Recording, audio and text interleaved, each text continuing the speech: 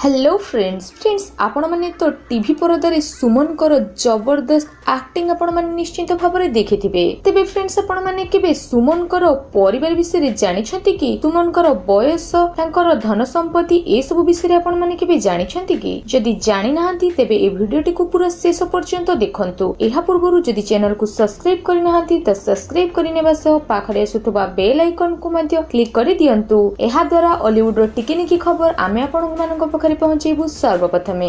तो friends Hollywood रो जबरदस्त comedian सुमन जहा को तो आपण माने बहुत सारा सिनेमा रे और सीरियल रे हेउ बा एडवर्टाइज रे हेउ आपण माने निहाती भाबरे कमेंट करूथबार देखुथिबे। फ्रेंड्स आपण माननकु कहि रखुची कि वर्तमान समय रे सुमन कर बयस 40 वर्ष।